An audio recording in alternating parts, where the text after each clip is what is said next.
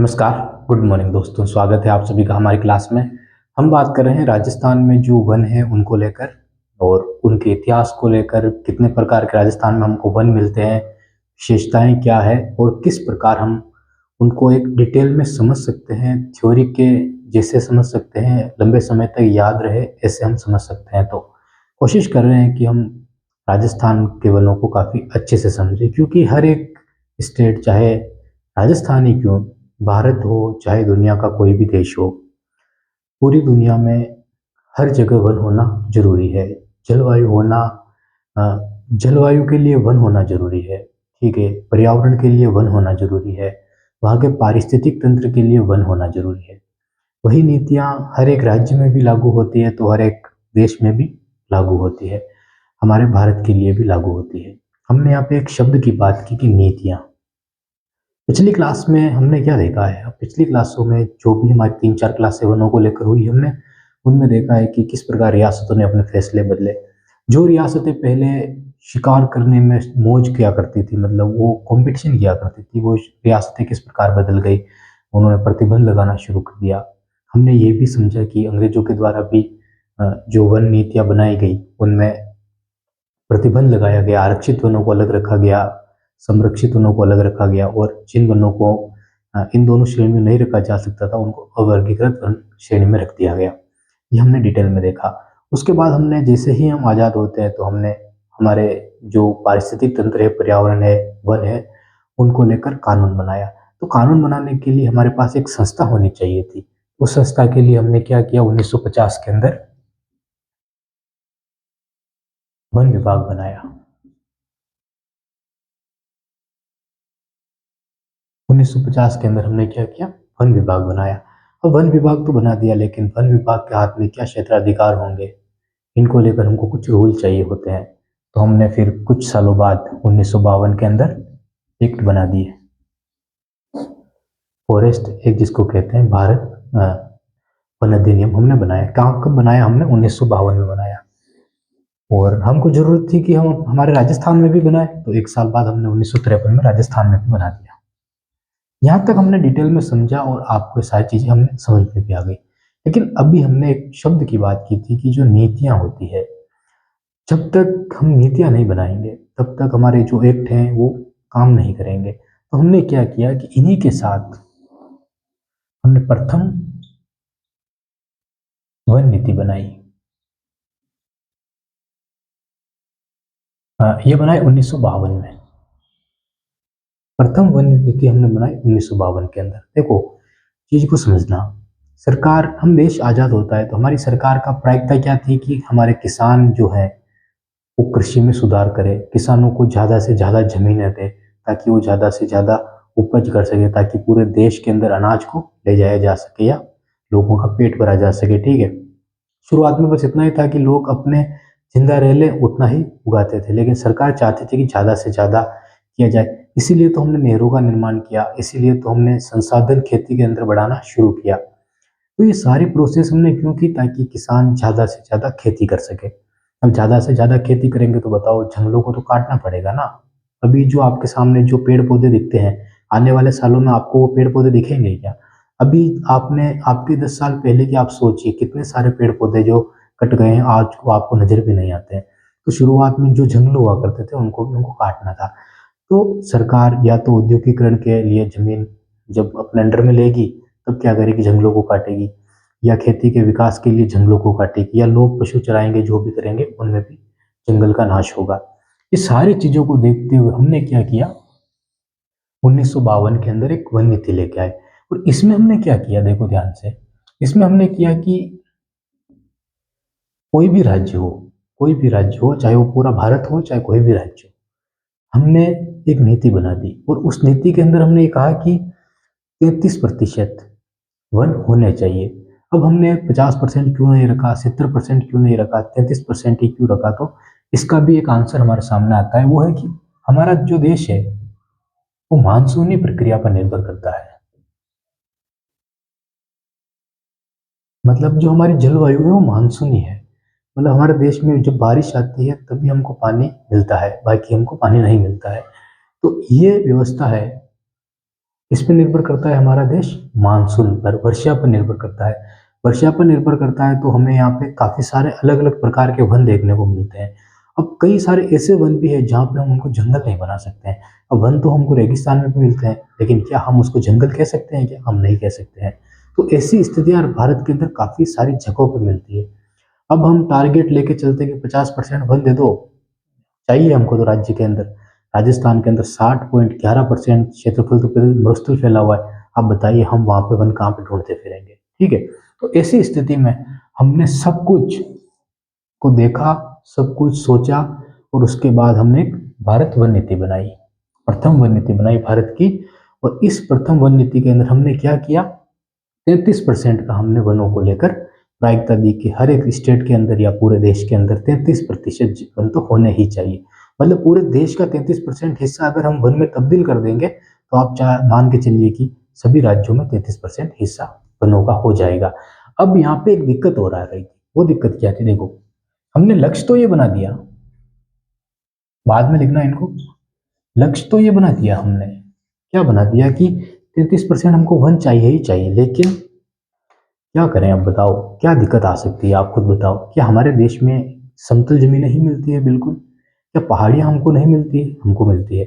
हम राजस्थान के संदर्भ में बात करते हैं, राजस्थान के लेकर देखना, मान लो कि ये हमारा राजस्थान है, जो आपको ये मैप दिख रहा है। इस मैप के अंदर आपको ये आधा से ज्यादा हिस्सा तो आपको क्या मिलता है? मरुस्थलीय मिलता है। फिर आपको यहाँ पे अरावली पर्वतमाला मिलती है, और फिर ये मैदानी भाग और ये हाड़ौती का पठार आपको मिलता है। ठीक है। अब यहाँ पे तो वन नहीं है, तो हम कह सकते हैं कि इस क्षेत्र में हम 33% वन बढ़ाएंगे, बढ़ाएंगे, हमको बढ़ाना ही है, मरुस्थल का 33% वन होना ही चाहिए। तभी यहाँ पे विकास होगा, तभी यहाँ पे लोग सही जीवन जी पाएंगे, या बारिश यहाँ पे ज्यादा हो पाएगी। हमको यहाँ पे वन चाहिए, हम ये कह सकते हैं कि हमको वन चाहिए। मुझे बताओ कि ये जो क्षेत्र है अरावली, अरावली के इस क्षेत्र के अंदर तो हमको 33 से ज्यादा परसेंट वन मिल रहे हैं। हमको लगभग 50% से ज्यादा वन यहाँ पे मिलते हैं। अब मुझे बताओ, क्या हम इनको 33% करेंगे क्या काट के वापस, कि नहीं हमको तो 33 ही चाहिए, हम 50 क्यों रखे? फिर हम अरावली को काटना शुरू कर देंगे, हमको तो कम ही चाहिए ना, हम ज्यादा क्यों रखे? तब हमने क्या किया कि ऐसी स्थिति में, अब देखो, एक राज्य तो है नहीं भारत के अंदर, काफी सारे राज्य हैं। अब काफी सारे राज्य भारत के अंदर है, तो कहाँ का मुख्यमंत्री किस प्रकार का है हम बता सकते हैं क्या? नहीं बता सकते। तो इस तरह की बातें हो सकती है। ये कहने में पागलों जैसी हरकत लग रही है, ठीक है, कि नहीं हम तो काटेंगे, लेकिन काट, मान लो कि राजस्थान के सरकार, राजस्थान के अंदर ऐसा मुख्यमंत्री आ जाए और सरकार से बिना पूछे हटा दे, कैंसिल कर दे वनों को यहाँ पे, कि नहीं यहाँ पे तो हमको तो 33 ही चाहिए, हमारे तो बहुत हो रहे हैं, तो वो यहाँ पे लेके वनों को उड़ा दे। ठीक है। फिर क्या होगा? फिर जब उसे सवाल पूछा जाएगा तो कहेगा कि हमारे तो 33 चाहिए थे, हमें यहाँ पे 50 थे, हमने 20 खत्म कर दिए। तो ऐसी स्थिति हो सकती है। तो इसके लिए क्या किया गया कि जो 33% है, इसको भी अलग रखा गया, और कहा गया कि जहाँ पे पहाड़ी क्षेत्र है वहां पे 60% वन होने चाहिए। कितने परसेंट वन होने चाहिए? 60% वन होने चाहिए। और जहाँ पे समतल इलाका है वहां पे 20% वन होने चाहिए। मतलब जो जैसलमेर हमारा है, या जो मैदानी भाग है, इनको मिलाकर तो हमारे पास कितने वन होने चाहिए? लगभग 20% यहाँ पे वन होने चाहिए। कारण क्या है 20% कम रखने का? हमको खेती भी तो करनी है यहाँ पे, हमको यहाँ पे मकान भी तो बनाने हैं। तो इन सारी चीजों को देखते हुए हमने क्या किया, 20% वनों का टारगेट रखा। लेकिन पहाड़ी जो क्षेत्र है, जैसे अरावली है, अब अरावली के अंदर हमने 60% वनों के अंदर जमीन को रख दिया, तो यहाँ पे क्या होगा कि अब लोग नए बस भी नहीं पाएंगे। जो भारत सरकार का जो वन अधिनियम है, उसके तहत यहाँ पे सरकार रोक लगा देगी कि आप यहाँ पे नहीं बस सकते हो, या आपको जो जमीन आवंटित है आप उसी में रहो। आप चाहे एक पैदा करो, चाहे 5 पैदा करो, लेकिन आपको जो जमीन आपके नाम पे मिली हुई, आप उसी के अंदर रहो, वनों में आप नहीं घुस सकते हो। ठीक है। तो ये स्थिति बनती है। एक बार आप लिख लीजिए, फिर हम बात करते हैं। लिखना कैसे है, ये तो आपने पिछली क्लास में लिख रखा है। प्रथम वन नीति कब बनी? ठीक है, उसके अंदर लक्ष्य रखा गया 33% का, लेकिन पहाड़ी क्षेत्रों के अंदर रखा गया 60% का, और मैदानी भागों के अंदर लक्ष्य रखा गया 20% का। क्यों रखा गया, जो समझो एक बार, कि इसलिए रखा गया क्योंकि हमको खेती भी करनी थी वहाँ पे हमको मकान भी बनाने हैं, तो रहना भी है, तो लोगों के रहने में असुविधा ना हो, तो ऐसे क्षेत्र जहाँ पे सरकार ने सोचा कि हाँ यहाँ पे जनसंख्या रह सकती है, तो वहाँ पे वनों को कम रखा गया। लेकिन पहाड़ी इलाकों में लोग क्या करेंगे, वहाँ पर जंगली जानवर रहेंगे, वो रहेंगे, सरकार ने सोचा यहाँ पे 60% हिस्सा रखो। ठीक है। फिर हम आगे राजस्थान की बात करते हैं। एक बार ये लिखो आप,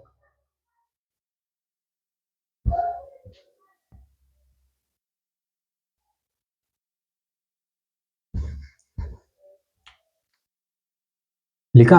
अब आगे बात करते हैं। राजस्थान के अंदर देखो काफी लेट वन नीति आई है, लेकिन उससे पहले भारत के अंदर एक वन नीति और आ गई थी 1901 पर। इसको उठाए थे।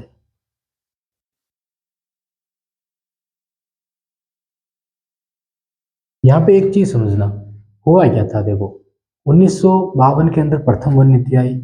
1952 में, 1950 में जो भारत वन विभाग बना, 1952 में अधिनियम भी बन गया।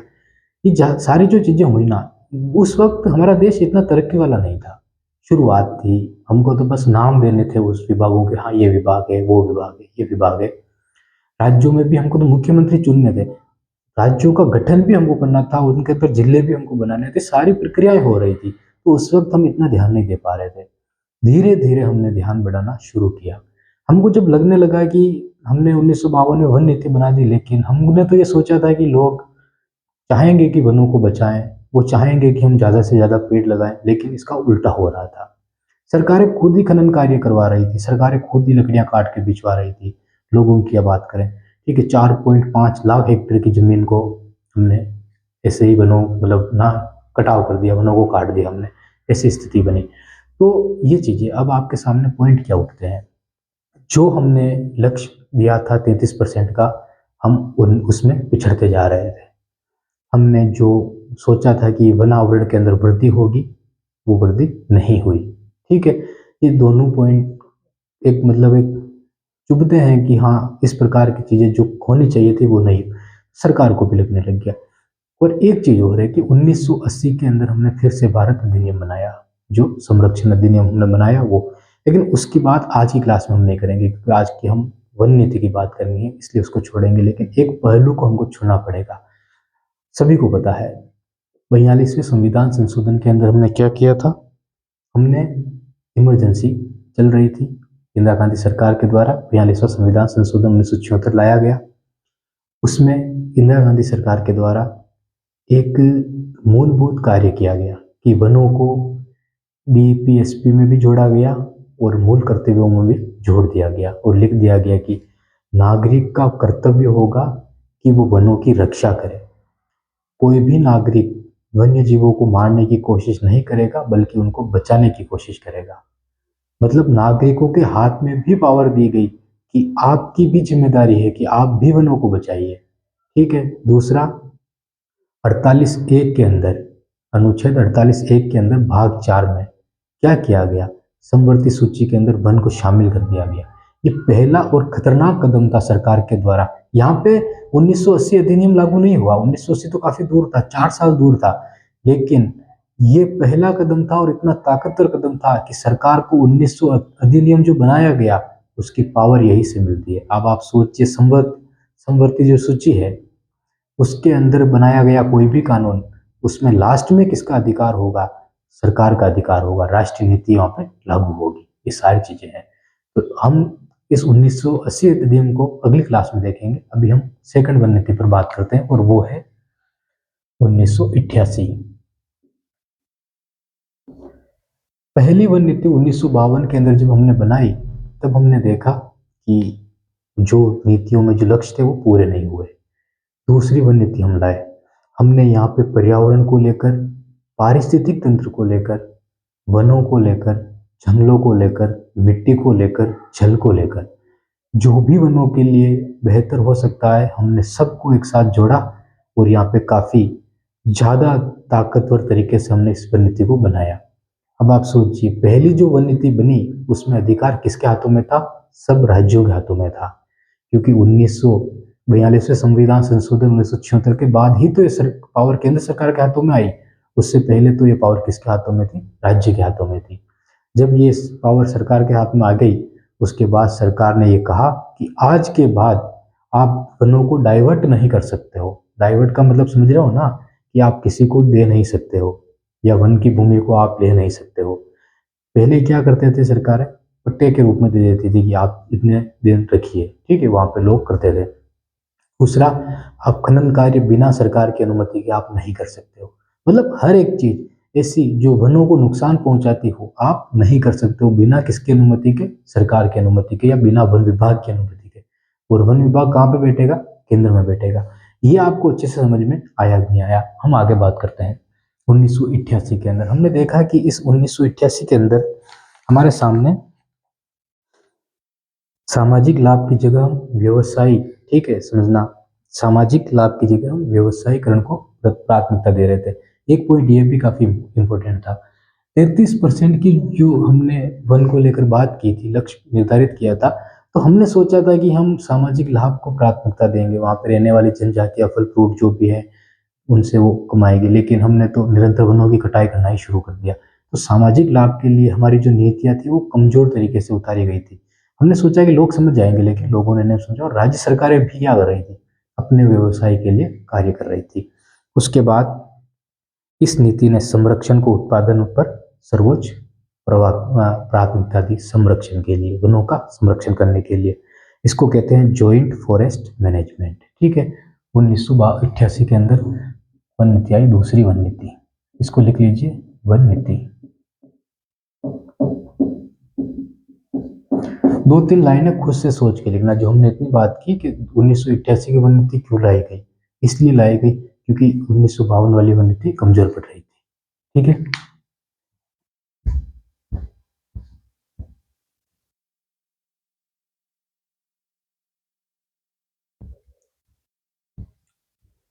यहां तक क्लियर हुआ? अब आगे देखते हैं। इसको मिटाना पड़ेगा। अब समझो मेरी बात को कि हमने ये जो बात की, भारत को लेकर बात की, यहां तक राजस्थान के अंदर कोई वन नीति लागू ही नहीं हुई थी जो हम उसकी बात करते हैं, ठीक है। राजस्थान में क्या किसी भी देश में अभी तक कोई वन नीति नहीं लागू हुई थी, ना किसी देश, मतलब किसी राज्य ने इसके बारे में सोचा था। राजस्थान क्यों सोचेगा अब कि हमारे राज्य में भी वन नीति लागू होनी चाहिए? देखो, भारत के काफी सारे स्टेट है, वहां पे इतनी मतलब ज्यादा गहराई में सोचने की आवश्यकता नहीं पड़ी होगी उन राज्यों को। राजस्थान के अंदर सोचने की आवश्यकता पड़ेगी, कारण था ये। अब आप खुद देखिए, राजस्थान को अलग से एक वन नीति लागू करनी थी, और राजस्थान ने पहली जो 1988 वाली जो वन नीति है, ये 12 मई को लागू की गई थी। 12 मई को, ठीक है, 12 मई को लागू की गई थी ये वन नीति। जो 1988 वाली जो वन नीति है, इस वन नीति को 18 फरवरी 2010, और एक है 22 अप्रैल 2010, ये पर्यावरण नीति थी, ठीक है। ये पर्यावरण को लेकर थी ये वन नीति। अब पर्यावरण क्या है, वन क्या है, दोनों को साथ में समझना। 22 अप्रैल की बात जब हम करते हैं, तब पर्यावरण को लेकर बात की गई, और 18 फरवरी को वन नीति, राजस्थान में प्रथम वन नीति लागू की गई। पहला राज्य दुनिया का, सॉरी भारत का, जिसने वन नीति लागू की। मतलब दूसरे जो सारे राज्य थे ना, वो इस राष्ट्र नीति जो बनाई गई थी उसको ही काम कर रहे थे कि हाँ वो ठीक है। राजस्थान ने सोचा नहीं, हम तो कुछ अलग करेंगे, और फिर उन्होंने अलग किया, एक नई नीति बनाई, वन नीति बनाई। अच्छा लग रहा होगा सोच के कि हाँ राजस्थान ने एक बड़ा काम किया। आप देखो, टारगेट कितना है, 33%। 33% टारगेट है। ये राजस्थान में स्थिति है, 4.84% वन है राजस्थान में बस। अब मुझे बताइए, राजस्थान को अलग से बनाने की आवश्यकता थी या नहीं थी? आवश्यकता थी ना, बिल्कुल आवश्यकता थी। 4.84 वन है बस राजस्थान में महज। कितना क्षेत्रफल है? 3,42,239, 32,000 के आसपास, 32,291 के आसपास वन क्षेत्र है। आंकड़े हम लिखेंगे करेक्ट जो भी होंगे। 3,42,239 क्षेत्रफल है, और 32,000 है। दुनिया का दुनिया मतलब दुनिया कहाँ से आ गई है?